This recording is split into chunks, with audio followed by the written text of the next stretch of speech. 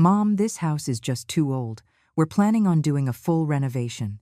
My son, Julian, stood in the middle of the living room, his leather dress shoes leaving a clear imprint on the needlepoint rug I had spent 20 years making by hand. I knelt down, using my sleeve to gently wipe away the mark, just as I had when he was a little boy and would track mud across the floor. "A renovation sounds wonderful," I said, looking up with a smile. "When do you start? I can help you pack things up." My daughter-in-law, Samantha, walked out of the kitchen holding the tea I had just brewed. Her nail polish was so vividly red it looked like it could drip blood. "Don't trouble yourself, Mom. We've already arranged everything.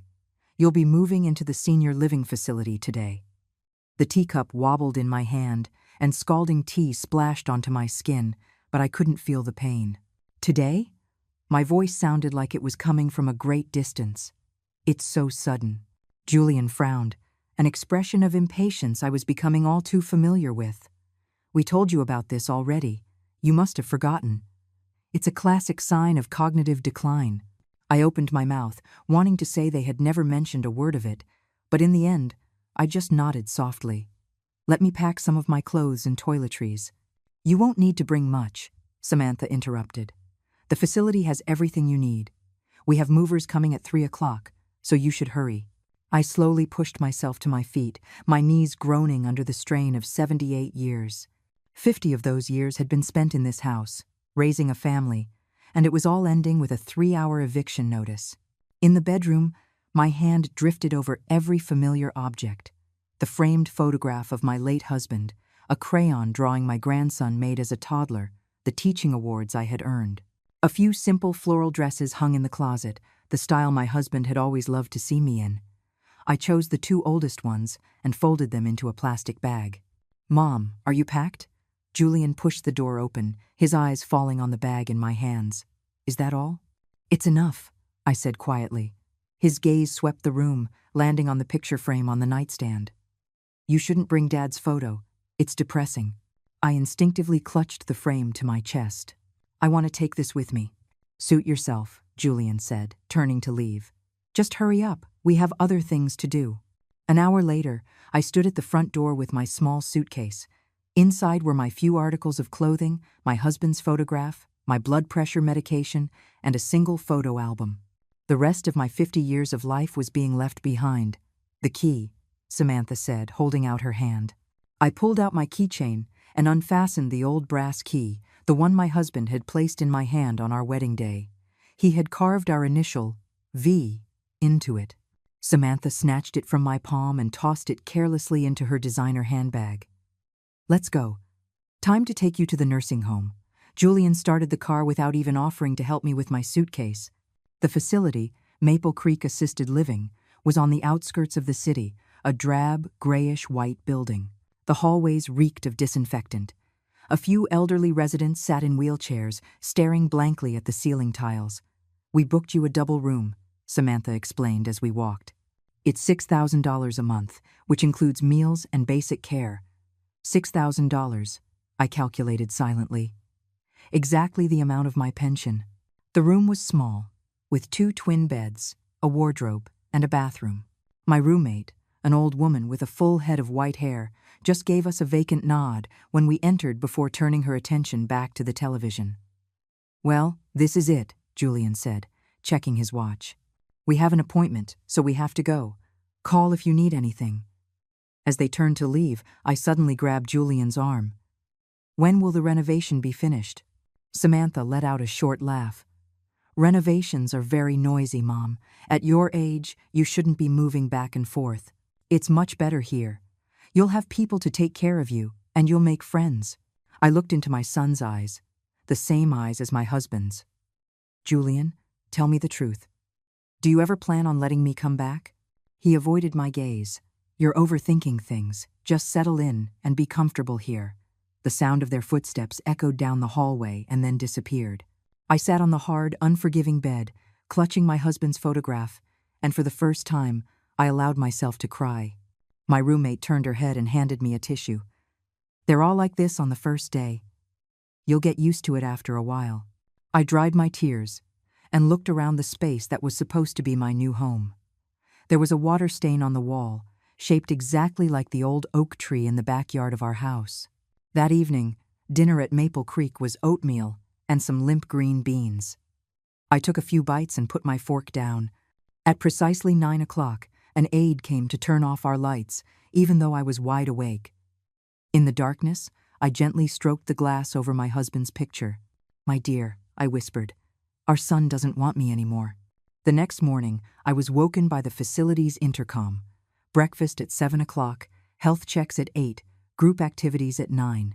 I mechanically followed the other residents, lining up to have my blood pressure taken, eating my breakfast, and then sitting in the activity room while a young woman taught us finger exercises. "You must be new here," a man with glasses said, sitting down next to me. "My name is Peterson. I used to be a high school teacher." "Eleanor Vance." I managed a weak smile. "I was a teacher too. 4th grade English." "Oh, I know you." Mr. Peterson's eyes lit up. "You were Principal Vance at Lincoln Elementary, weren't you?" "My daughter was one of your students." I nodded. Lincoln Elementary, the place where I had worked for 35 years. When I retired, the entire school threw me a farewell party, and the children gave me a scrapbook they had made themselves. Where was that scrapbook now? Probably tossed in some corner of the old house. "Principal Vance, what brings you here?" Mr. Peterson asked. "Isn't your son that well-known lawyer?" A lump formed in my throat. "The house is being renovated." Mr. Peterson gave me a knowing look and didn't press further. In a place like this, stories like mine were probably all too common. That afternoon, I used the facility's phone to call Julian, wanting to ask about the house. The phone rang for a long time before he answered. "Hello?" The background noise was loud, like he was in a restaurant. "Julian, it's me. I wanted to ask." "Mom." His voice immediately turned impatient. "What is it?" "I'm with a client. I was just wondering about my books and photo albums." "We got rid of them." He cut me off. "Why keep all that junk? It just takes up space." A sharp pain shot through my chest. "You got rid of them? All of them?" "Mom, don't get hung up on this stuff. Are you settling in okay at the home?" "Julian," I took a deep breath. "I want to go back and get a few things." "No." His voice rose suddenly. "It's a construction zone. Dust everywhere. Don't make a mess of things." I could hear Samantha's voice in the background. "Who is it?" "My mom. She insists on coming back to get some stuff," Julian said, covering the receiver, but I still heard her. Samantha's voice came through clearly. "Tell her to stop dreaming. The locks have already been changed." The line went dead. I stood there, holding the receiver, a chill spreading through my entire body. They changed the locks. They never intended for me to come back. Returning to my room, I sat by the bed, watching the sunset. It was a fiery red, the color of Samantha's nail polish, the color of my shattered heart. My roommate, Carol, came back from her walk and saw my expression. She sighed. "Family won't let you go back?" I nodded as tears welled up again. "I've been here for 3 years, Carol said, sitting down. "My daughter immigrated, and my son is in New York. They used to call it first, but you get used to it. It gets better." I wiped my eyes. "No, I will not get used to this." That night, I tossed and turned. At 3 o'clock in the morning, I quietly got out of bed and pulled an old address book from the bottom of my suitcase. The facility had a rule against going out at night, but my anger and despair had shattered all rules. I slipped out of the room, crept down the silent hallway, avoided the gaze of the on-duty nurse, and left through a fire escape. The early morning city air was cold, the wind whipping through my white hair. I walked for a long time before I found a 7-Eleven that was still open. "Can I use the phone?" I asked the sleepy-eyed clerk. "Local or long distance?" "Local."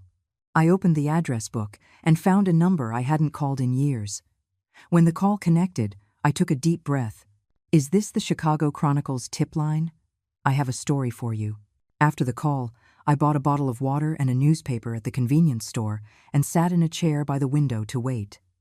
My fingers tapped restlessly on the table, my heart beating so fast I felt dizzy. "Ma'am, are you okay?" the young clerk asked with concern. "Should I call for help?" The word help stabbed me like a knife. "No, thank you," I managed a smile. I'm waiting for someone. About half an hour later, a white van with Action News, 7 printed on the side, pulled up outside. A young woman with her hair in a ponytail jumped out and hurried into the store. "Excuse me, are you Mrs. Eleanor Vance?" she asked, looking around. Her eyes landed on me. "I'm Maya Lynn, a reporter with Action News." I stood up, my legs trembling slightly from sitting so long. "That's me." Maya steadied my arm. "Are you all right? Can you tell us what happened?" She led me to the van, where a male colleague was holding a camera. Maya handed me a cup of hot tea and listened patiently as I recounted the events of the past 2 days. "So you're saying your son and daughter-in-law used a renovation as an excuse to put you in a nursing home, then changed the locks and refused to let you go home?"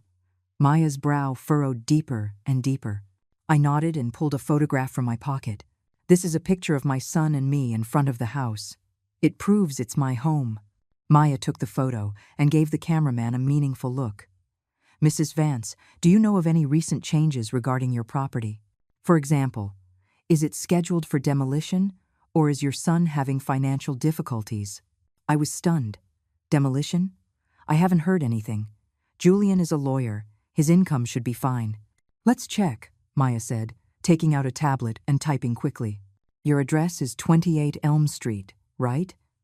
I nodded, watching her fingers fly across the screen. A few minutes later, her expression grew complicated. "Mrs. Vance," she said, turning the screen toward me, "your neighborhood is indeed within a designated redevelopment zone. The compensation plan is expected to be announced next month." On the screen was a government planning document. The block where my house stood was outlined in red. My finger trembled as I zoomed in on the image, my heart pounding in my chest. "The compensation standard," Maya scrolled down the page, "based on a preliminary estimate, the buyout for your house would be around $2 million. $2 million. The number exploded in my mind. So that was why. That was why they suddenly threw me out and changed the locks.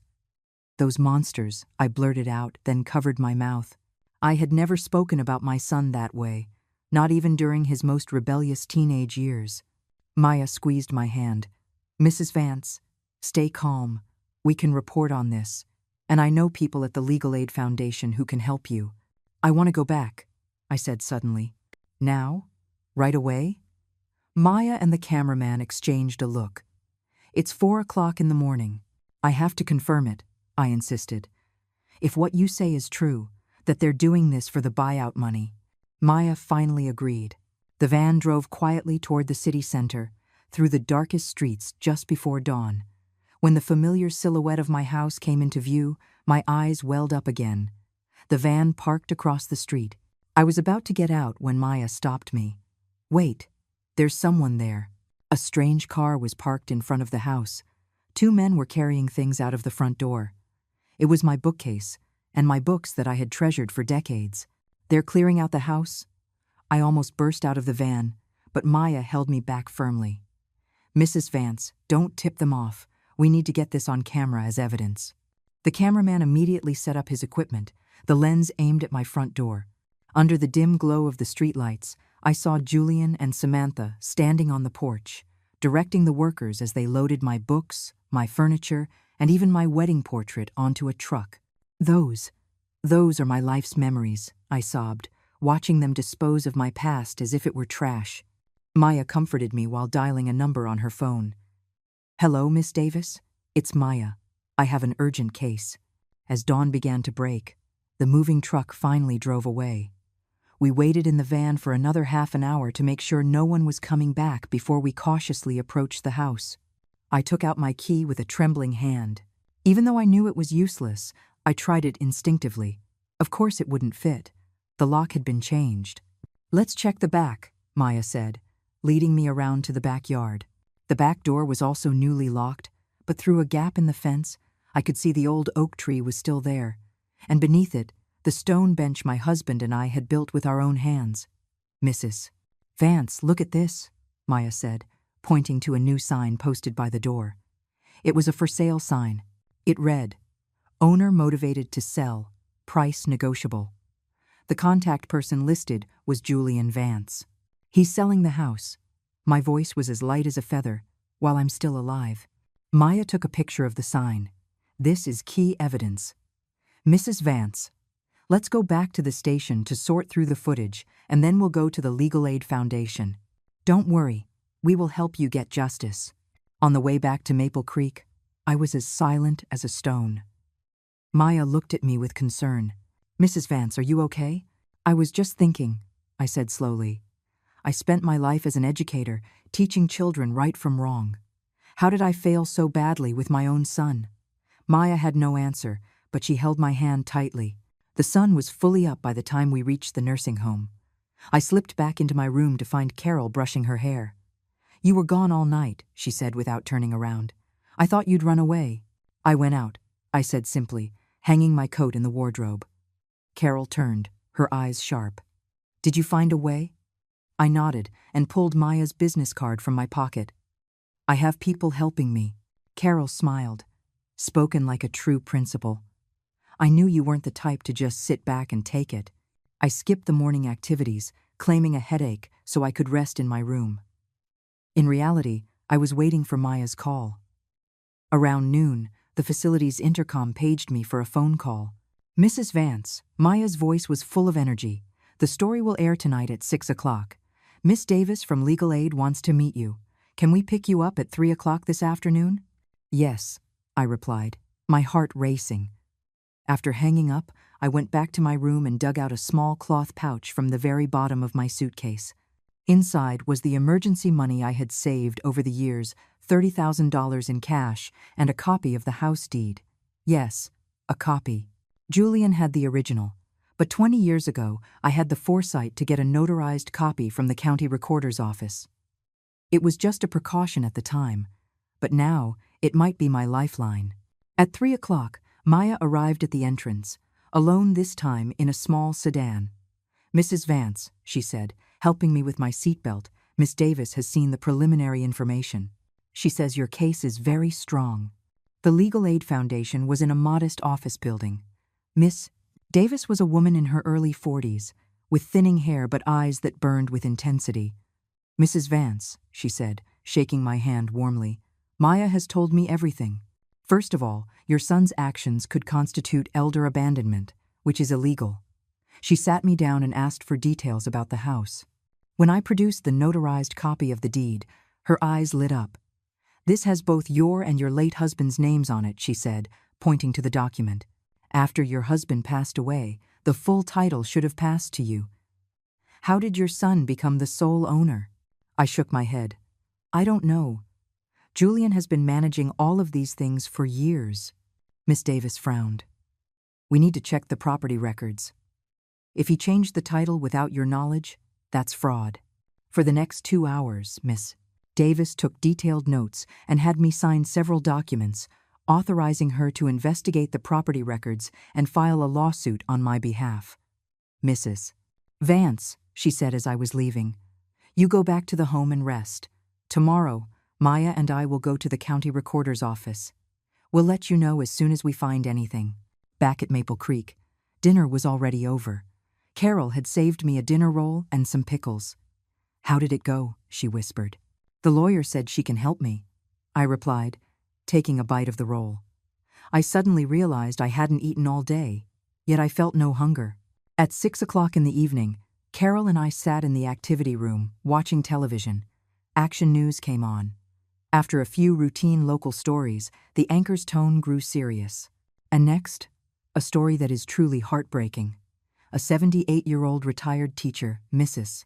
Eleanor Vance, was sent to a nursing home by her son and daughter-in-law under the guise of a home renovation. She later discovered the locks to her home had been changed, leaving her unable to return. Even more shocking, Mrs. Vance's home is slated for a city redevelopment project with a buyout estimated at $2 million.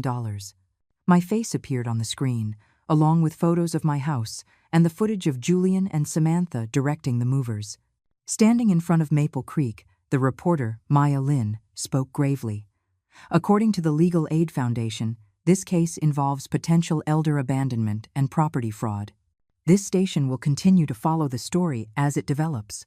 Less than 10 minutes after the broadcast, the phone at the nursing home began ringing off the hook. The director came to find me herself, her expression a mix of awe and concern. "Principal Vance, you're on the news." I nodded calmly. "Yes, my son kicked me out of my house. I'm taking legal action to defend my rights." The director's expression shifted from surprise to understanding. "If you need any help at all, please let us know.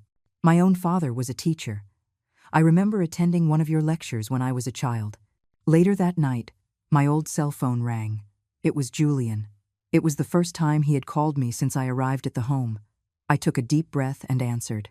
"Hello? Mom?" Julian's voice was frantic and angry. "Are you out of your mind? Airing our dirty laundry on television? Do you have any idea how many people saw that? My clients, my colleagues?" "Julian," I interrupted him, "do you know which phone I'm using at this nursing home? It's the old one you got rid of last year. Do you know why I kept it? Because it has pictures of my grandson on it." There was silence on the other end for a few seconds. "Mom, we can talk about this." His tone suddenly softened. "Just get the TV station to stop. We'll pick you up tomorrow and bring you home." "Home?" I let out a cold laugh. "Which home? The one with the new locks? The one you're trying to sell? Do I even have a home anymore?" "That's all a misunderstanding," Julian said desperately.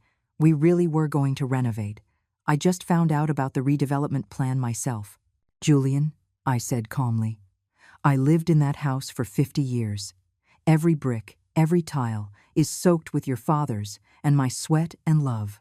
If you wanted to sell it, you should have at least waited until I was dead." I heard Samantha screeching in the background. "What are you wasting time talking to her for? Tell her if she doesn't drop the lawsuit, she'll never see her grandson again." I closed my eyes.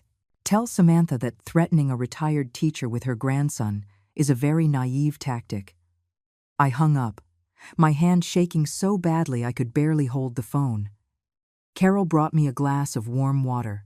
"It's the first time you've had to fight your own child, isn't it?" I nodded, the tears finally falling.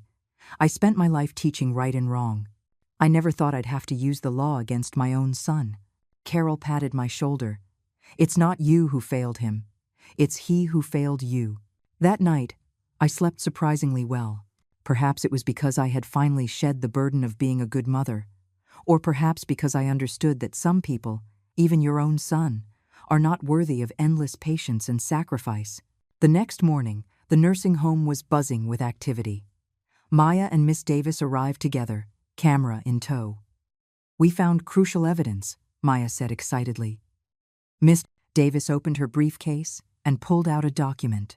"The records from the county recorder's office show that 5 years ago, your son forged your signature to transfer the property title solely into his name.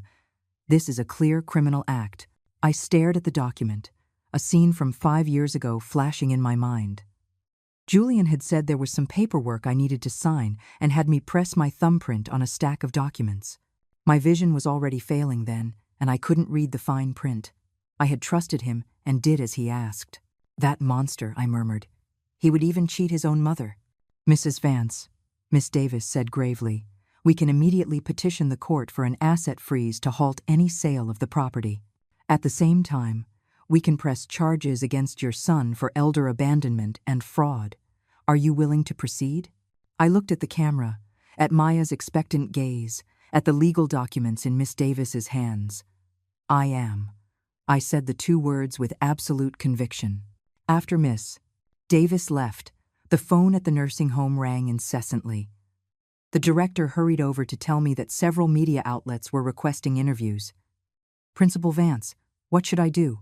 the director asked, wringing his hands, torn between maintaining the peace of his facility and respecting my rights. "Tell them to refer to the Action News reports," I said calmly. "For now, I only trust Maya Lynn and Miss Davis." Back in my room, Carol was waiting for me. She was holding a copy of the evening paper. The front page was dominated by my photo with the headline, "Elderly Teacher Abandoned, TWOMILLIONDOLLR, Buyout Scheme Exposed." "You're famous," Carol said, handing me the paper.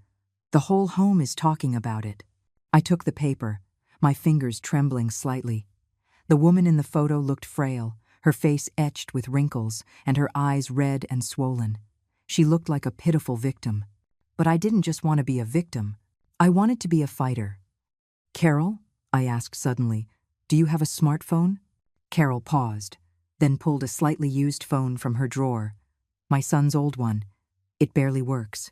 Can you teach me how to go online and read the news?" Carol's eyes lit up. Of course. For the next hour, I, a 78-year-old woman, began to learn how to use a smartphone. Carol patiently showed me how to open a browser and type in keywords. When the search results for 28 Elm Street redevelopment appeared, I held my breath. There were dozens of articles. The most recent one, published just 2 hours ago, was titled, "Lawyer Waits in on Abandonment Case, Criminal Charges Possible." I clicked on it. It was an interview with Miss Davis, in which she clearly stated that Julian could face charges for both elder abandonment and fraud. "My goodness," Carol gasped. "Your son could go to jail." I stared at the screen in silence, a heavy weight pressing on my chest. I had never wanted to send my son to prison. I just wanted my home and my dignity back. Just as I was about to close the page, a new notification popped up. It was a statement from the law firm where Julian worked. My finger trembled as I opened it.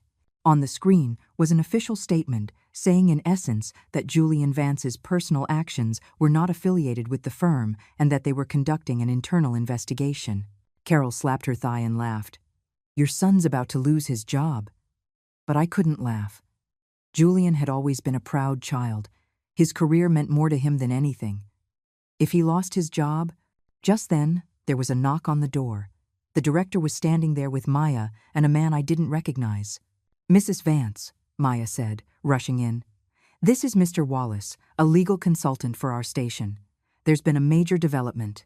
Mr. Wallace nodded and pulled a document from his briefcase. "Mrs. Vance, we've obtained a court order to freeze the assets. Your house is now protected, and your son cannot proceed with any sale." I took the document, which bore the bright red seal of the court. At least the house was safe for now. And, Maya added excitedly, our reporting has caused a huge public response.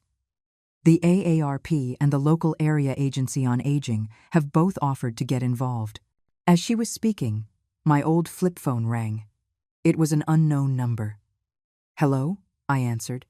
"Mom," it was Julian, his voice hoarse. "Can we talk? Just you and me?" I glanced at Maya and Mr. Wallace, who gave me a subtle nod. "All right," I said. "I'll come to the home now and pick you up. We can go to a coffee shop." "That won't be necessary." I cut him off. "We'll talk here.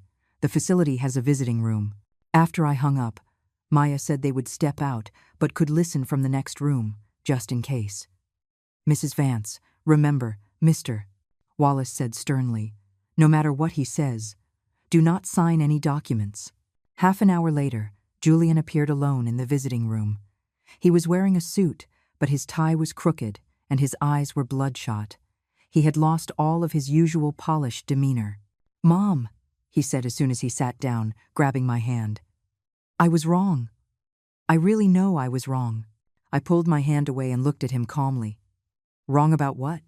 I shouldn't have sent you here without discussing it," he stammered. "But I really did it for your own good. You have people to take care of you here." "Julian," I interrupted, "how much is the buyout?" He froze as if he'd been struck by lightning. "What? What buyout?" $2 million, wasn't it? I looked directly into his eyes. "That's why you were in such a hurry to get me out, change the locks, and sell the house." Julian's face went from red to white, then to a sickly pale. Who told you that?" "That's not important," I shook my head. "What's important is that you forged my signature and transferred my property into your name.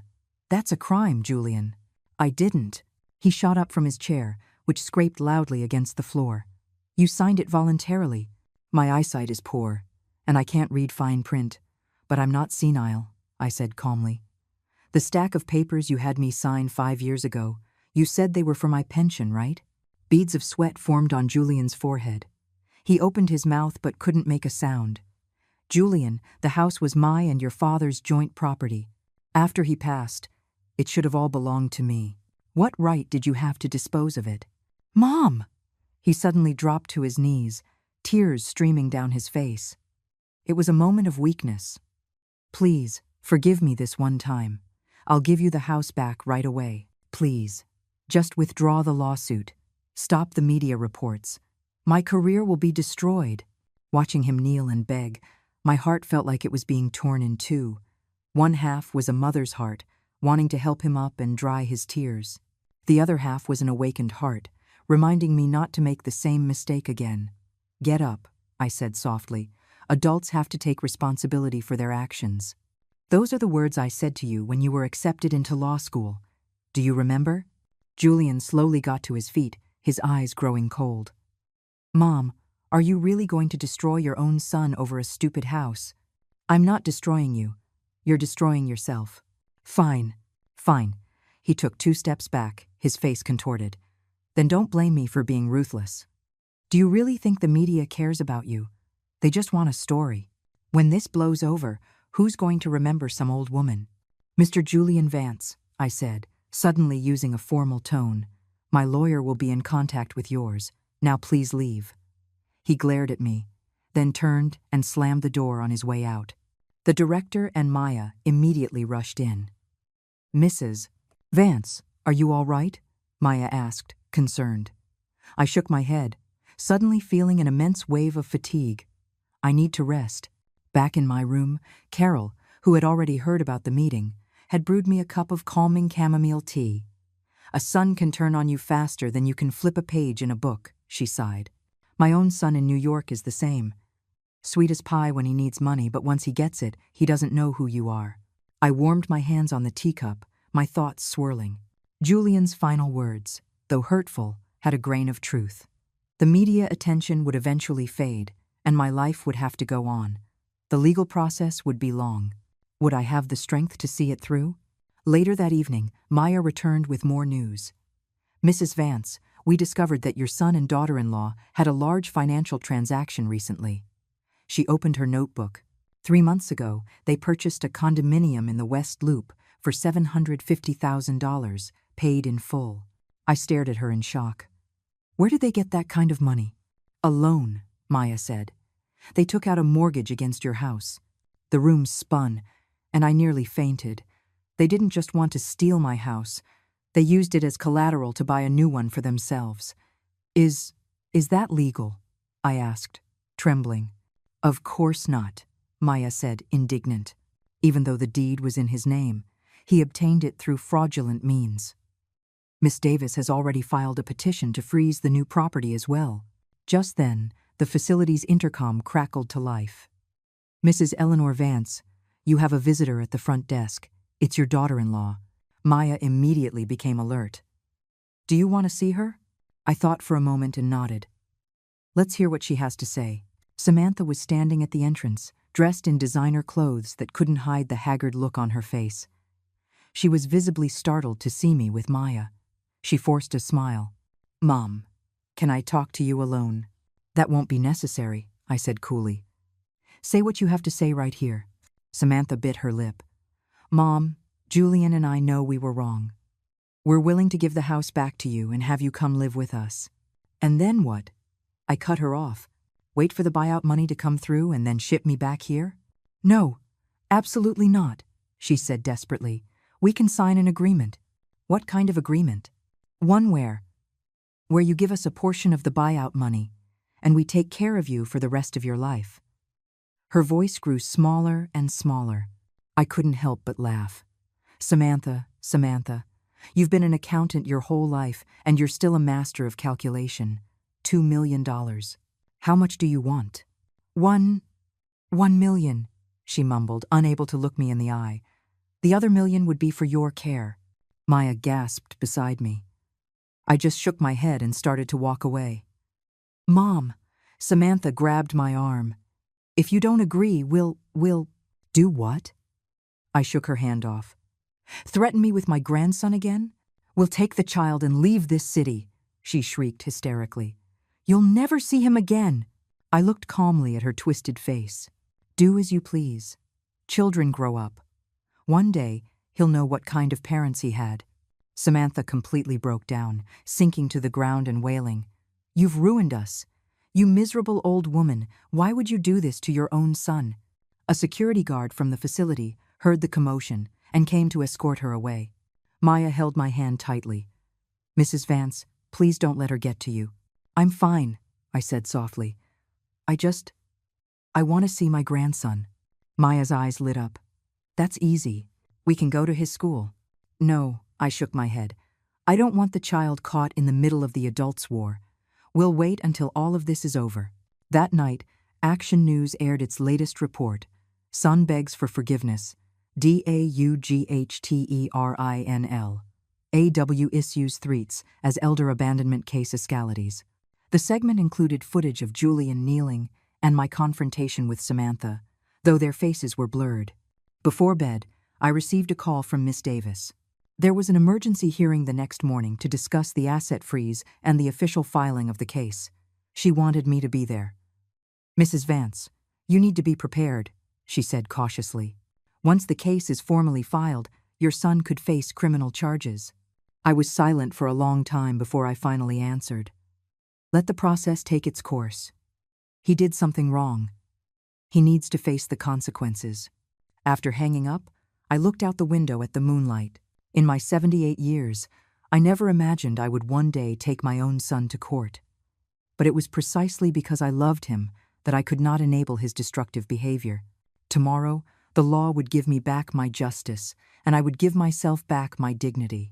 The courthouse hallway was long and cold, our footsteps echoing in the empty space. Miss Davis walked beside me, quietly explaining the procedures for the hearing. Maya and her cameraman followed, but they were stopped at security. Only the parties and their legal counsel are allowed inside, a bailiff said sternly. Miss Davis showed her identification and helped me through the metal detector. My legs felt as heavy as lead. Every step took immense courage. Just relax, Mrs. Vance, Miss Davis whispered. This is just a hearing, not the full trial. Will Julian be here? I asked softly. Yes, the court has summoned him. The hearing room was small, with a long table in the center. When we arrived, Julian was already there with his lawyer, and Samantha was with them. She's not a party to this case. Why is she here? I wondered. Julian saw me and immediately turned his head away. He was dressed impeccably in a suit, his hair perfectly combed, looking every bit the elite lawyer again, though the dark circles under his eyes betrayed his exhaustion. All rise, the clerk announced. A female judge, about 50 years old with sharp, intelligent eyes, entered. She scanned the room, and her gaze softened slightly when it rested on me. Please be seated. She opened the case file. This is the hearing for the property dispute case of Eleanor Vance versus Julian Vance. The plaintiff may begin. Miss Davis stood and succinctly laid out the facts. How I was sent to a nursing home under false pretenses, how I discovered the property had been fraudulently transferred, and the existence of the multi-million-dollar redevelopment buyout.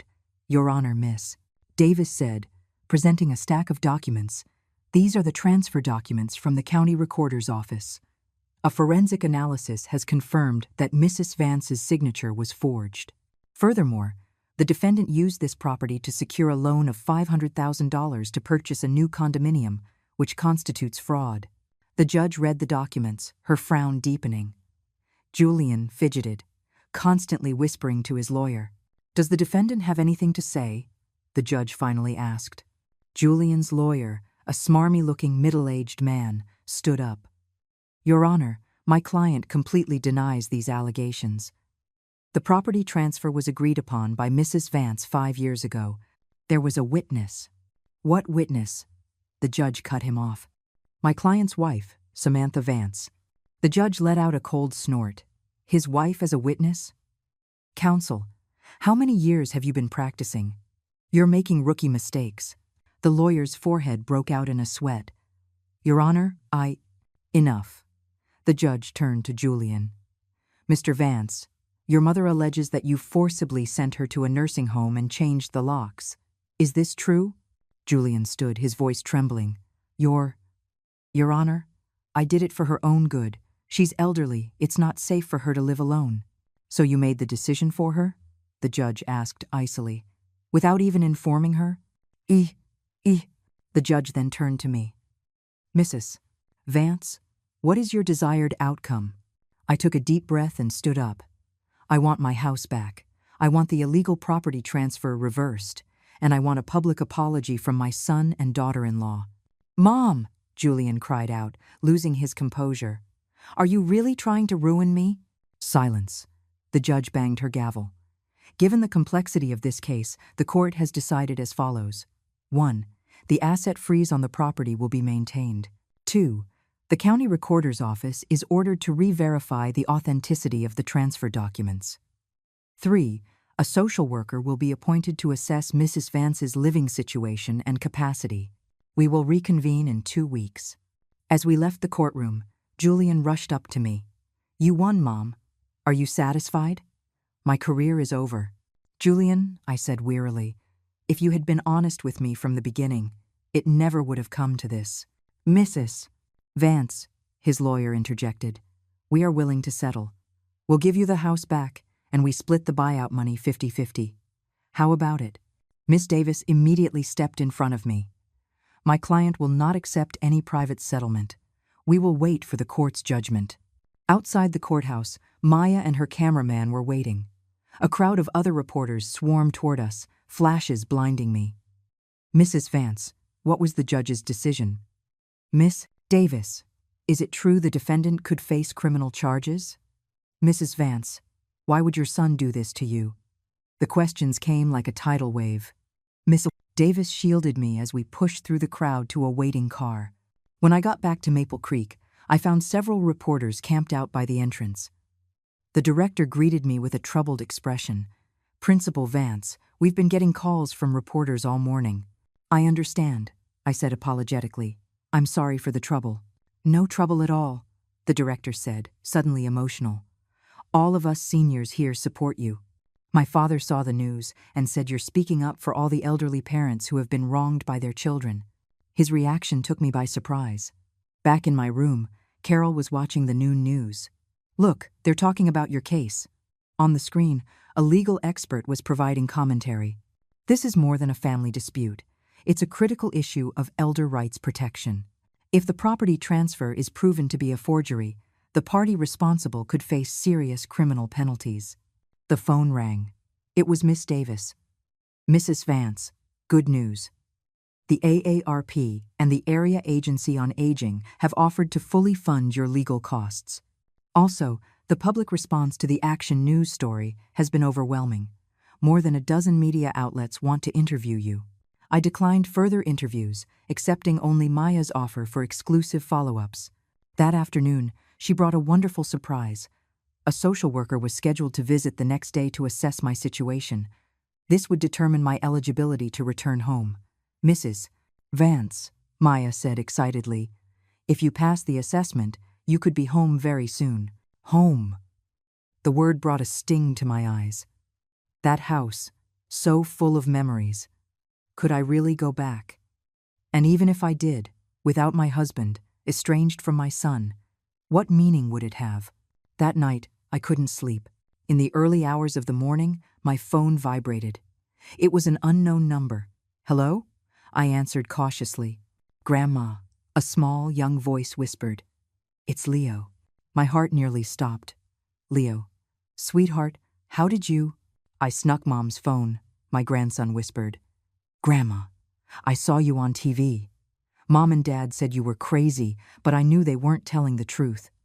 Tears streamed down my face. Leo, all the kids at school, their grandparents said you were right. It continued. Grandma, I miss you. I miss you too, I sobbed. When this is all over, Grandma will come see you, okay? I saved my allowance money. I can take a taxi to see you, the innocent child said. Good night, Grandma. The line suddenly went dead. I clutched the phone, my tears flowing freely. In this whole world, at least there was one person who truly loved me, and that was enough. The next morning, 2 social workers came to Maple Creek. One was a gentle, middle-aged woman, the other a young man. They asked detailed questions about my health, my daily activities, and even gave me a simple cognitive test. Mrs. Vance, you are perfectly capable of living independently, the female social worker concluded. We will recommend to the court that you should return to your own home. Shortly after they left, Maya rushed in. Mrs. Vance, huge news. The county recorder's office confirmed the signature on the transfer document was forged. The court has issued a warrant for his arrest. The teacup in my hand nearly fell. A warrant? For Julian? Yes. For forgery and fraud, Maya said, a mix of excitement and unease in her voice. The police could arrive at any moment. Her words were cut off by the sound of sirens outside the facility. We rushed to the window and saw 2 police cars pull up.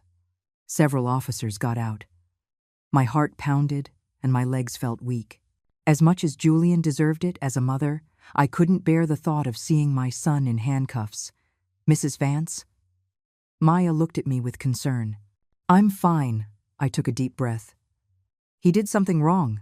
He has to be punished, even if he is my son. However, the police didn't come for me. They went to the director's office and left 10 minutes later. The director came to tell me himself. Principal Vance, the police just informed us. Your son, Julian Vance, has already turned himself in. The news of Julian's surrender sent ripples through my life. Maya immediately contacted the police and confirmed that Julian, accompanied by his lawyer, had indeed turned himself in and was currently out on bail. Mrs. Vance, she said, holding my hand, this means the case will now proceed as a criminal matter. Your civil property dispute might have to wait until the criminal case is resolved. I nodded, a storm of emotions swirling inside me. On one hand, I wanted my house back as soon as possible. On the other, as a mother, I didn't want my son to actually go to prison. What does Miss Davis say? I asked. She says the criminal case should move quickly, a month at most before it goes to trial, Maya said, checking her notes. At the same time, the social worker's report has been submitted to the court. You can go home any time. Go home? That word struck a chord in my heart again. Without my husband, estranged from my son, would that house still feel like a home? I want to wait, I finally said. Wait until this is all settled. Maya nodded in understanding and didn't press. After she left, Carol came and sat beside me. Worried about living alone? It's not that, I shook my head. It's just that house holds so many memories, good ones and bad ones. I need to be ready. That evening, the facility hosted a movie night.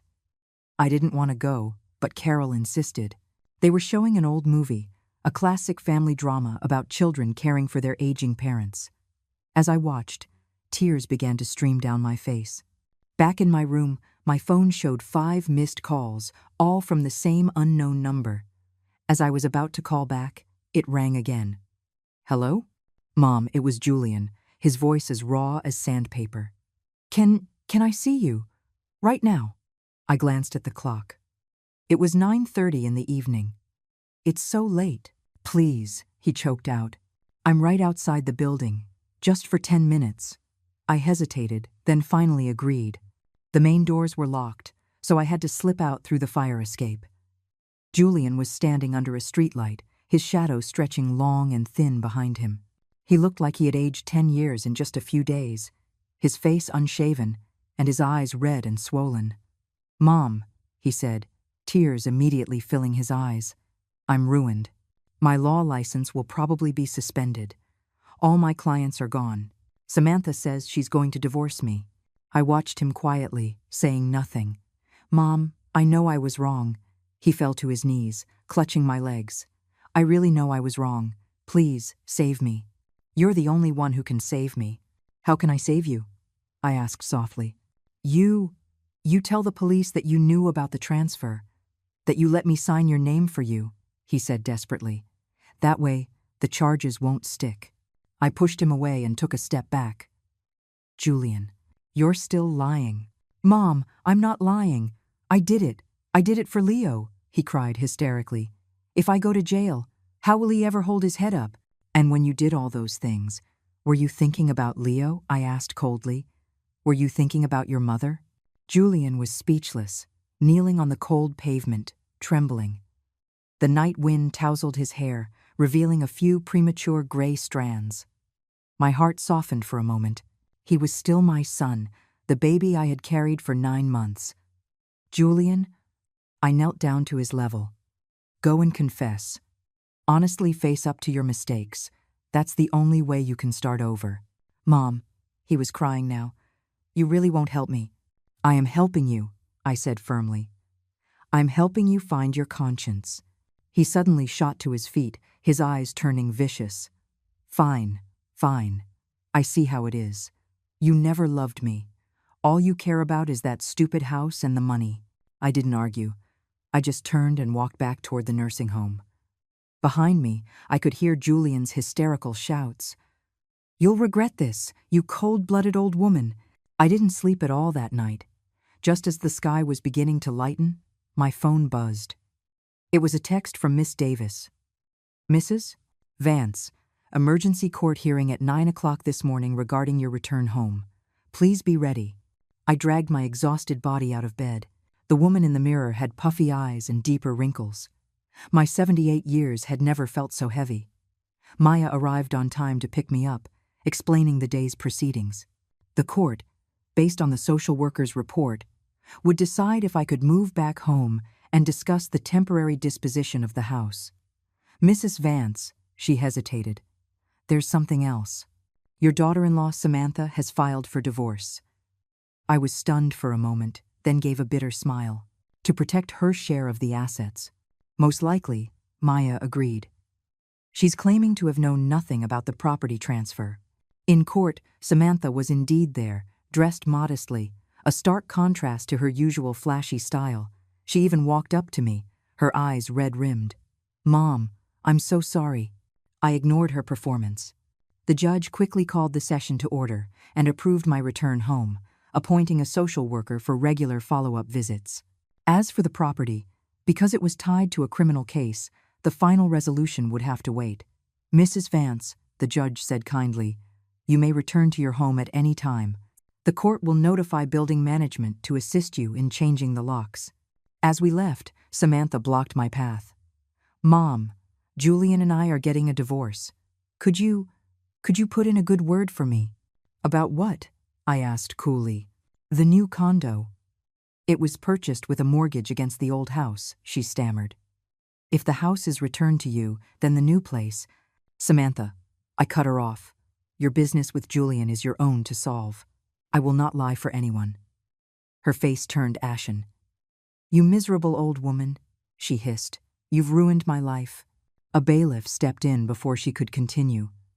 I just shook my head and walked away. Once, I had almost thought of this woman as a daughter. Now, we were strangers. Back at Maple Creek, I began to pack my things. Though the court said I could go home immediately, I decided to wait one more day to say a proper goodbye to my friends there. I'm really going to miss you, Carol said, helping me fold my clothes. But I'm so happy you're going home. Come visit me when you can.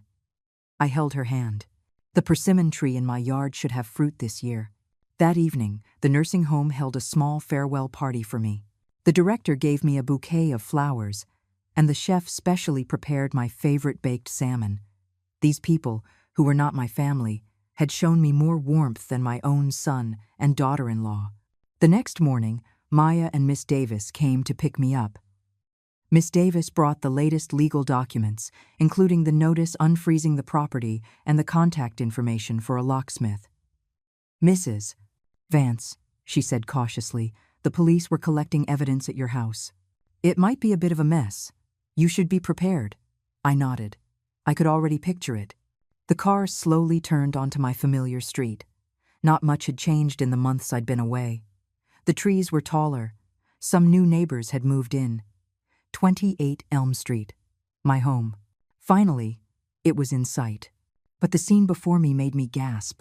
The front fence was broken, the flower beds had been dug up, and the roses I had so carefully cultivated were all gone.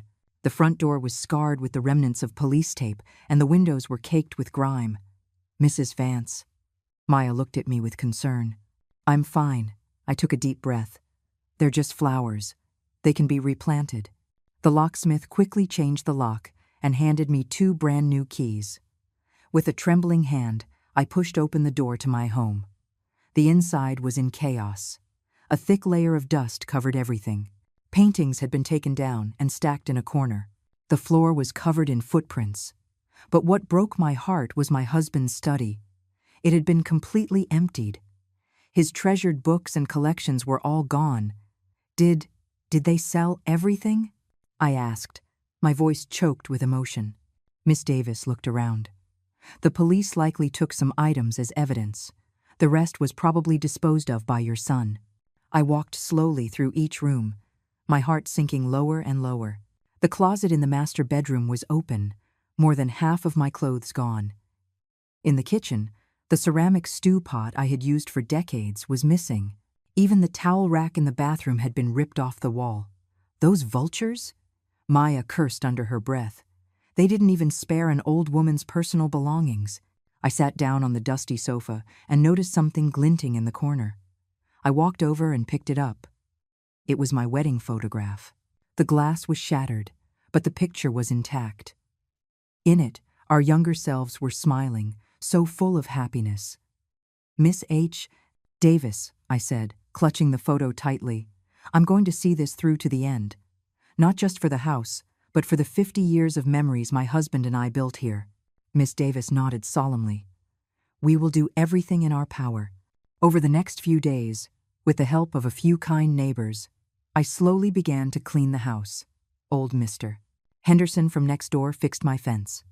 Mrs. Gable from across the street brought me seedlings from her own garden. The young couple who had just moved in even helped me wash all the curtains. Mrs.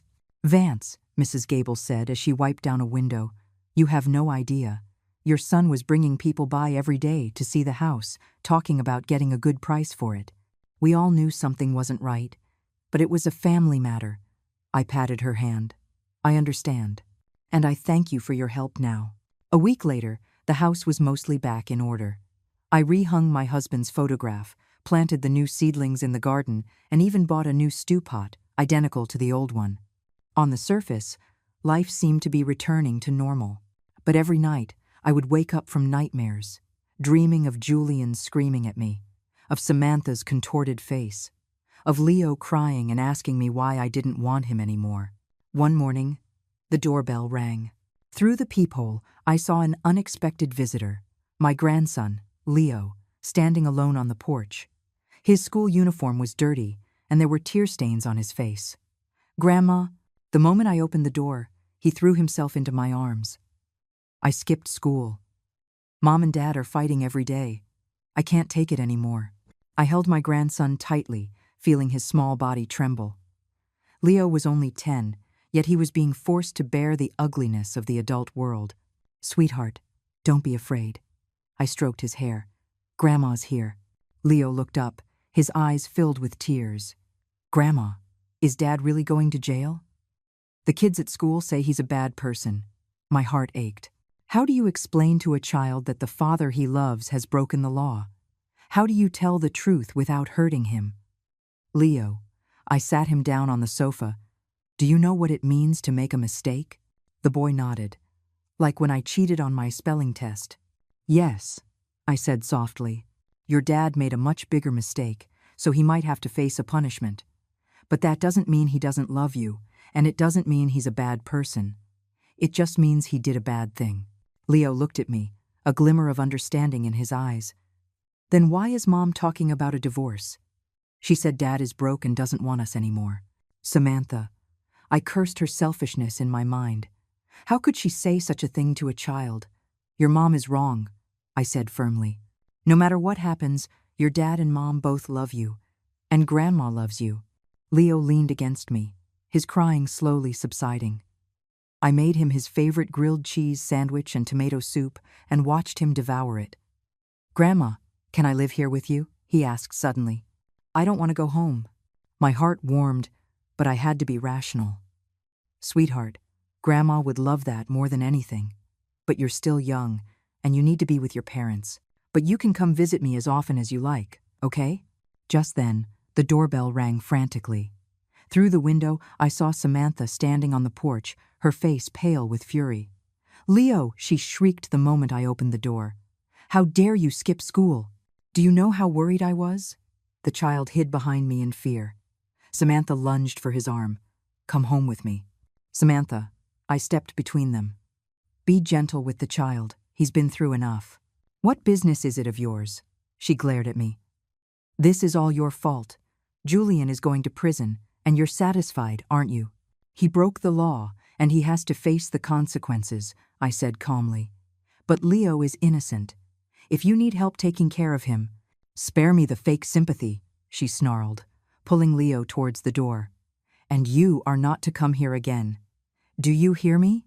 Leo was dragged out, but he looked back at me, and the look in his eyes broke my heart. The door slammed shut, leaving the house in silence again.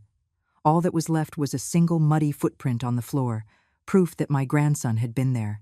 I knelt down and gently wiped it away, just as I had once wiped away the footprints Julian left behind.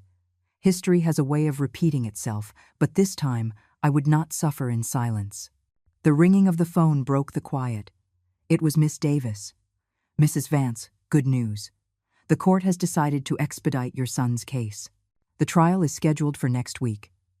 At the same time, the county recorder's office has begun the process of reversing the illegal property transfer. So soon? I was surprised. There's a lot of public pressure, Miss Davis explained. And your son has shown remorse and a willingness to cooperate, which might lead to a lighter sentence. He's cooperating? So Julian had finally faced reality. I breathed a sigh of relief. At least he wasn't completely lost. Mrs. Vance, there's one more thing, Miss Davis hesitated. Your daughter-in-law, in her divorce filing, has requested sole custody of your grandson and a restriction on your visitation rights. What? I gripped the phone. She's trying to keep me from seeing him? Yes. Her reason is that you encouraged the child to skip school and that you are a negative influence, Miss Davis said with a sigh. However, such requests are rarely granted. After hanging up, I stood by the window, looking at the new seedlings in the garden. Just when life seemed to be getting better, it had dealt me another blow. But 78 years of life had taught me that there is no obstacle that cannot be overcome. The next day, I went to Leo's school. His teacher, Mr. Clark, had been one of my former students and greeted me warmly. Principal Vance, he said, shaking my hand. Leo skipped school yesterday to find you, didn't he? His mother was furious. She almost transferred him to another school. Mr. Clark, I said earnestly, I need to ask you for a favor. If Leo has any problems at school, please call me first. He readily agreed and told me that Leo's grades had been slipping, and he was often distracted in class. The boy has a lot on his mind, he said sympathetically. I'll keep a closer eye on him. And you take care of yourself, Principal Vance. On my way home, I stopped at the grocery store. As I was waiting in line to check out, a familiar figure made me freeze. It was Julian, pushing a half-full shopping cart filled with instant noodles and frozen dinners. He saw me too. We stood there, looking at each other across the bustling aisle, neither of us speaking first. Finally, I gave a small nod, a silent greeting. He suddenly pushed his cart toward me. Mom, he said, his voice hoarse. I moved out. Samantha kicked me out of the house.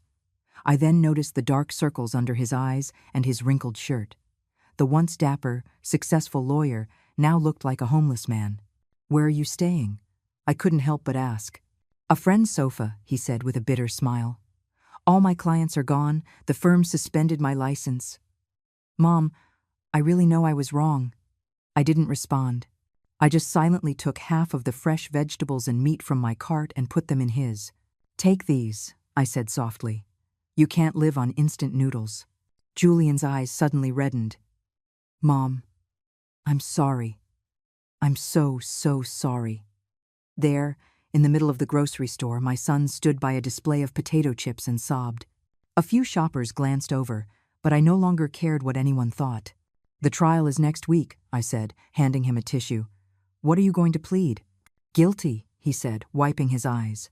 My lawyer says because I turned myself in and am making restitution, I might get probation. Restitution. I learned then that he had sold his new car and expensive watches to pay back part of the loan. And the house? The process to return it to you has started, he said, looking down. As for the buyout money, I don't want a penny of it. It's all yours. I let out a long sigh. Julian, Money isn't the most important thing. What's important is that you finally understand where you went wrong." He nodded in shame, looking like a little boy who had been caught breaking a window. For a moment, I saw him as a child again, terrified after some minor transgression. "Mom," he hesitated, Can I come visit you sometimes?" I didn't answer right away. Forgiveness was one thing. Rebuilding trust was another. But seeing the hope in his eyes, mixed with the fear of rejection, I couldn't bring myself to refuse completely. "Let's wait until your case is over," I finally said. After we checked out, we said goodbye at the store entrance. Julian walked away, carrying his plastic bags, his back hunched. He looked nothing like the elite lawyer he once was. I didn't know if he had truly changed, but at least he had begun to pay the price for his mistakes. When I got home, I had a call from Maya. Action News wanted to do a follow-up story on my life after returning home. "Mrs. Vance, our viewers are very concerned about you," she said warmly, "especially the other seniors who have had similar experiences." I politely declined. The media attention had served its purpose. Now, what I needed was peace, a chance to reconnect with my grandson, and perhaps a chance to give my son an opportunity to start over. That evening, I sat in the yard I had just begun to restore, watching the sunset. I was in the rocking chair my husband had loved, and I could almost feel him there beside me. On the table was today's paper. The headline read, "Lawyer Forgery, Case Heads to Trial Next Week. Elder Rights Become Public Focus." I didn't open it. Instead, I picked up my phone and called Mr. Clark. "Mr. Clark, tomorrow. Would it be all right if I picked Leo up from school? I'd like to take him for some ice cream." Life had to go on. At 78, I still had a long road ahead of me, but at least now, I had my home back. And I had found the courage to say no. On the day of the trial, the sky was a dreary, uniform gray. I woke early and put on a navy blue suit, a gift from my husband on our 10th wedding anniversary. The old woman in the mirror had a determined look in her eye, a far cry from the frightened woman who had first been cast out of her home. Miss Davis arrived on time, with Maya in tow. She had become one of the young people I trusted most. "Nervous, Mrs. Vance?" Maya asked softly in the car. I shook my head. At 78, there isn't much left to be afraid of. The courthouse was already swarming with reporters. When our car pulled up, they surrounded us, flashes popping. "Mrs. Vance, will you forgive your son today?" "Miss Davis, what's the expected verdict?" "Mrs. Vance, what will you do with the buyout money?"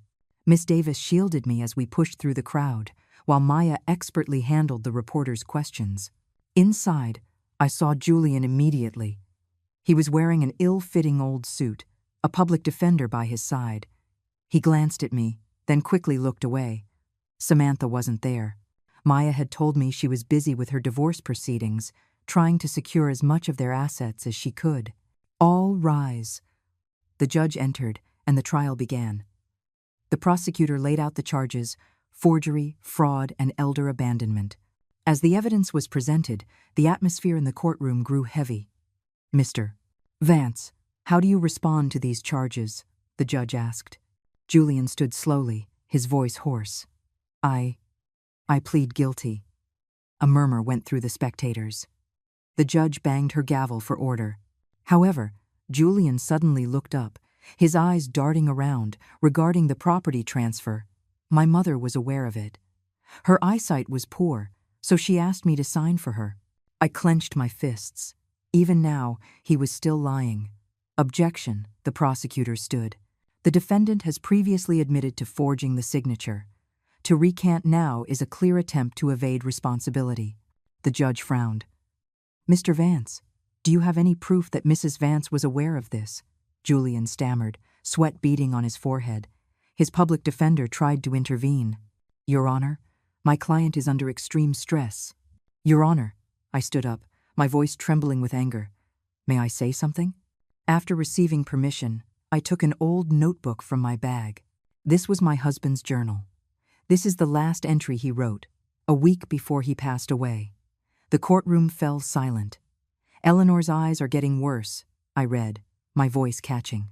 Took her to get new reading glasses today. The doctor said her cataracts need to be dealt with soon, but we don't have the money. Julian needs a down payment for his first house, so we gave him our savings. I hope the boy remembers what his parents have done for him. I paused, composing myself. After my husband died, I never looked at this journal again. I only found it last week while sorting through his things. I handed the journal to the bailiff, who gave it to the judge. After reading it, the judge's expression turned severe. "Mr. Vance," she said coldly, "your father's journal makes it clear that your parents gave you everything, and you, in return, not only showed no gratitude but deceived your aging mother and stole her home. Do you have anything else to say?"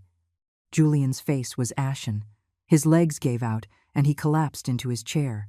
The prosecutor pressed his advantage, presenting more evidence. Bank records showing Julian had used the house as collateral for the loan on the new condo.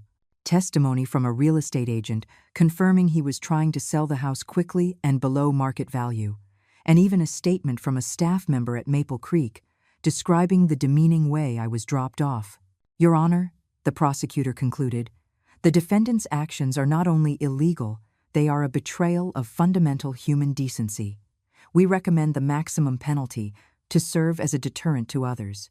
When it was the defense's turn, the public defender could only weakly argue that Julian was a first-time offender who had confessed and returned some of the funds. After a short recess, the judge returned to deliver the verdict. My palms were sweating. This court finds the defendant, Julian Vance, guilty of forgery, for which he is sentenced to 1 year, suspended for 2 years. Guilty of fraud, for which he is sentenced to 2 years, suspended for 3 years. And guilty of elder abandonment, for which he is sentenced to 6 months. The sentences are to be served concurrently, for a total of 3 years, suspended for 4 years. The courtroom buzzed again. A suspended sentence meant Julian wouldn't go to prison immediately, but if he committed another crime during his probation, he would serve the full term. Furthermore, the judge continued, "The defendant is ordered to immediately facilitate the return of the property at 28 Elm Street to its rightful owner, his mother, Mrs. Eleanor Vance. The compensation from the redevelopment buyout is to be awarded in its entirety to Mrs. Vance.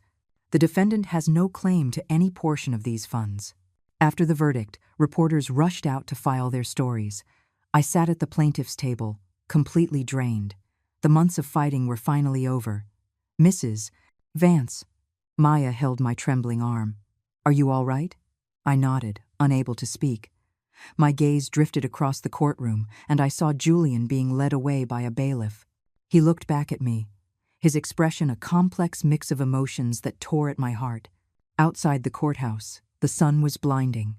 "Miss Davis told me the property transfer would be completed within a week, and the city redevelopment office was ready with the compensation agreement, just waiting for my signature.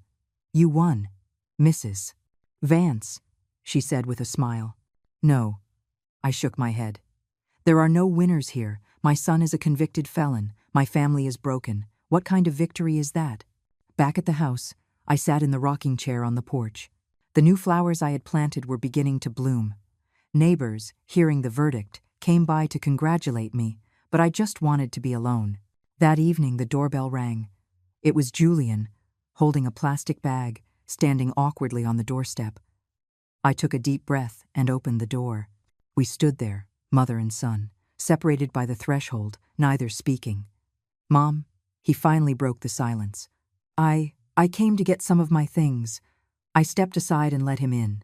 He walked cautiously, as if afraid to disturb something. I could hardly recognize the stooped figure as my once proud son.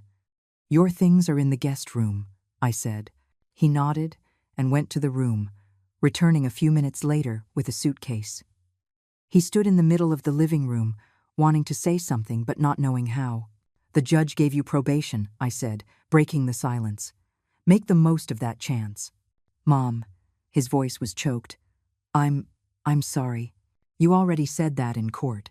"No, I mean it." He suddenly fell to his knees. "When I saw Dad's journal, I didn't know. I didn't know how much you both gave up for me. I turned away so he wouldn't see the tears in my eyes." "What's the use in saying that now?" "I know it's no use," he sobbed. "But I want you to know, I'm going to change. I'll spend the rest of my life making it up to you. Get up, I said softly. Don't let a child see his father kneeling. Julian slowly stood, wiping his tears. How is Leo?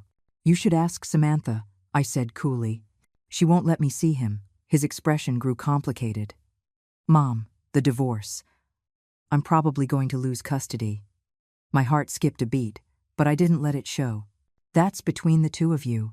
He nodded and picked up his suitcase. At the door, he stopped. Mom, whether you believe it or not, I love you. The door closed, and his footsteps faded away. I stood by the window, watching my son's silhouette disappear into the twilight. 78 years had taught me that love and hurt are often two sides of the same coin. The property transfer went smoothly. A week later, I held a new deed with only my name on it. The same day, the redevelopment office called to schedule the signing of the compensation agreement. Mrs. S. Vance, the director said warmly, the final assessment on your house came in at $5,200,000, a little higher than we expected. I thanked him, but after hanging up, I felt a profound emptiness. No amount of money could buy back a whole family, a son's devotion, or my husband's life. The next morning, I dressed carefully in a lavender dress my husband had loved and styled my hair. It was my small act of defiance, a statement that a 78-year-old woman could still live with dignity. Miss Davis and Maya were waiting for me at the city office. Mrs. Vance, Maya said, jogging over to help me. Today is a big day. The director, a kind, middle-aged man named Mr. Harris, personally showed us the redevelopment plans. Mrs. Vance, he said respectfully, your property will become part of a new community park. Your lot, specifically, is where the new senior activity center will be built. In a way, your home will continue to serve the community. The thought warmed my heart. My husband had loved having neighbors over for coffee in the yard. He would have been so happy to know our home would become a gathering place for even more seniors. Mr. Harris, we're ready to begin, Miss Davis said, opening her briefcase. Just as we were about to sign, the office door burst open.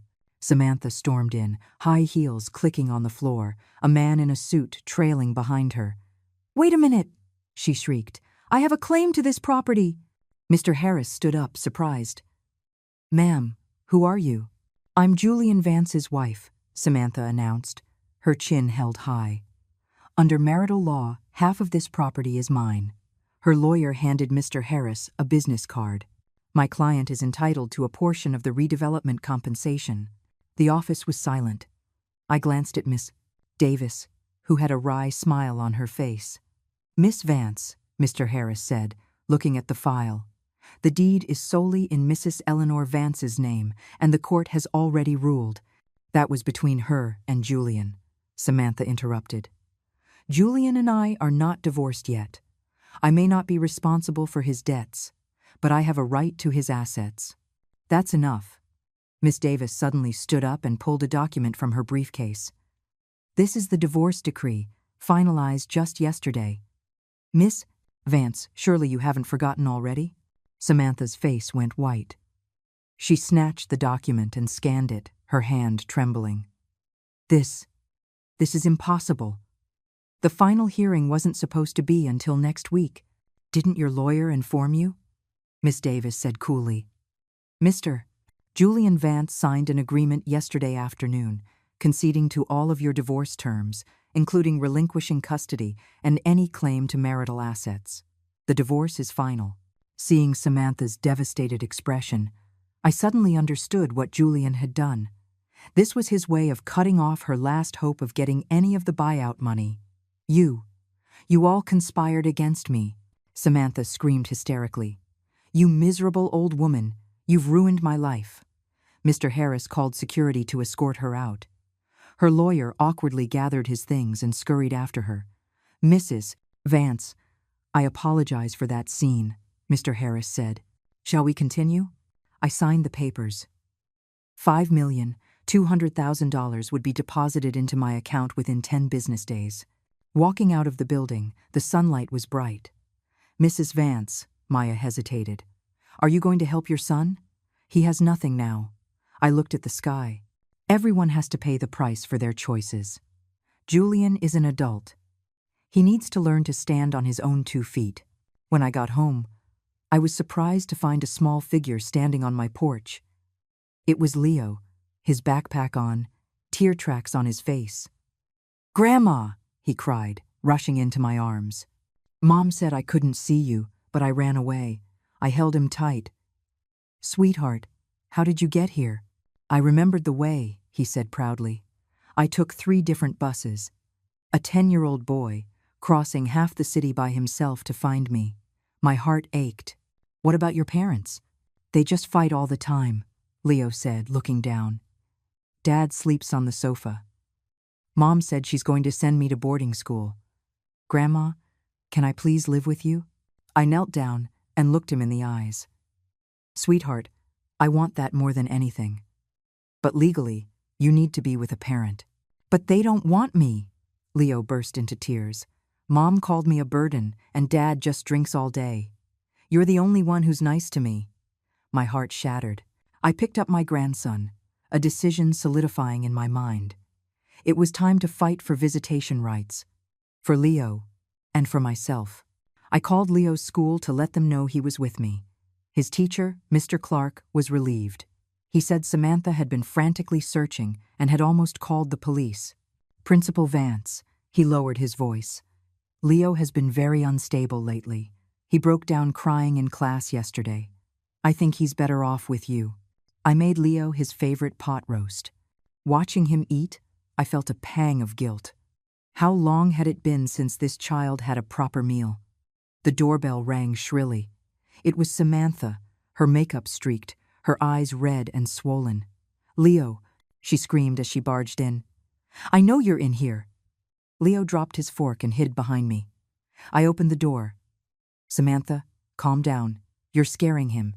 "How dare you take my son?" she shrieked. "I'm calling the police. This is kidnapping." "Grandma didn't kidnap me." Leo suddenly stepped out from behind me. "I came here by myself. I don't want to go home with you." Samantha froze, then her face contorted with rage.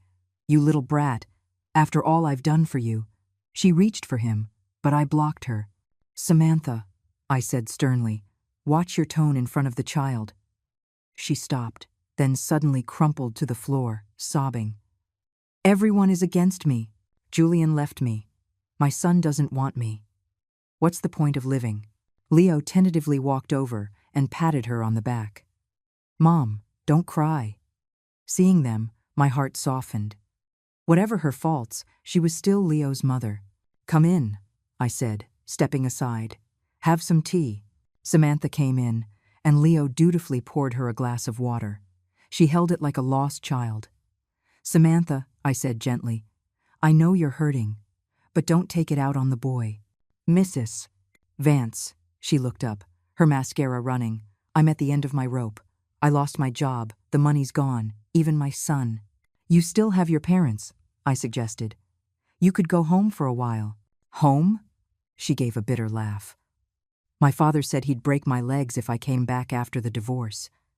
This woman, who had schemed and calculated, was now utterly alone. "Leo's education fund," I said suddenly. "I will set up an account and deposit money every month, specifically for his schooling." Samantha stared at me. You'd do that for us?" "Not for you. For Leo," I clarified. "The child is innocent." She bowed her head, tears dripping onto the floor. "Thank you, Mrs. Vance. And," I continued, "I want to see Leo twice a week, one weekend day and one evening during the week." Samantha was silent for a long time, then finally nodded. "Okay. You're better to him than I am." It was late when Samantha left with Leo. Before they went, he gave me a tight hug. "Grandma, can I stay over on the weekend?" "Of course, sweetheart." I kissed his forehead. "You're always welcome." After they left, I sat in the quiet living room. The Samantha I saw today was not a schemer, but a broken, desperate mother. Perhaps this was who she truly was all along. The phone rang, startling me. It was Maya. "Mrs. Vance, you'll never guess. The AARP saw our reports. They want to invite you to be a national ambassador for elder rights protection." I was stunned. Me? What could an old woman like me do? "Share your story." Help more seniors like you, Maya said enthusiastically. And the Legal Aid Foundation wants you to give guest lectures to teach other seniors how to use the law to protect themselves. Holding the phone, I felt a long-forgotten sense of purpose. At 78, maybe life was just beginning. Okay, I heard myself say. I'll do it. My first lecture was at a local community center. I was so nervous my palms were sweating. Maya came to help me with the projector, and Miss Davis stopped by to offer support. Just relax, Mrs. Vance, Maya said. Think of them as your students, just like when you were a principal. The room was filled with gray-haired seniors. Their expectant faces reminded me of my students at Lincoln Elementary. Hello, my friends, I began, my voice trembling slightly. My name is Eleanor Vance, and I am a retired elementary school teacher. As I spoke, I began to relax. I saw people taking notes when I explained legal protections. I saw them wiping away tears when I shared my own story. Our generation, I concluded, we give everything for our children, but we often forget our own rights and our own dignity. Please remember, loving your children does not mean losing yourself. Setting clear boundaries and planning for your own future is the greatest gift you can give them. Afterward, I was surrounded by people. An old man leaning on a cane grabbed my hand. Mrs. Vance, my son tricked me out of my house, too. What should I do? Miss Davis immediately gave him the contact information for legal aid. In that moment, I understood the meaning of my ordeal. My pain could be transformed into strength for others. My life became surprisingly busy. Twice a week, I gave lectures. The rest of the time, I worked with the AARP to create a new elder rights handbook. Maya helped me set up a social media page to share legal tips and life advice. The followers grew to over 10,000. Mrs. Vance, you're an influencer, she laughed. I just shook my head. Call it what you want, as long as it helps people. After the buyout money came through, I did 3 things. First, I established a trust for Leo's education. Second, I made a large donation to the community for the new senior center. Third, I bought a small condominium in a retirement community for myself. The day before my old house was scheduled for demolition, I went back one last time. Standing in the empty rooms, memories flooded back. My husband cooking in the kitchen, Julian playing with blocks on the living room floor, even Samantha on her first visit, smiling shyly. Goodbye, old house, I whispered, touching the walls. Thank you for sheltering us for so many years. As I was leaving, I saw Julian standing in the yard. He was thinner, but his eyes were clear. Mom, he said softly, I came to help you move the last of the boxes. I nodded and didn't refuse. We worked in silence, packing the last few odds and ends. Found a job? I asked. Yeah. A paralegal at a friend's small firm, he said with a wry smile. With my license suspended, I just do paperwork. It's a start, I said. When we were done, he insisted on carrying the boxes to my car. Mom, he said, pausing. I rented a small apartment. It's near your new place. If you ever need anything, just call. Seeing the sincerity in his eyes, I felt for the first time that he had truly changed. All right, I said softly. Come over for dinner sometime.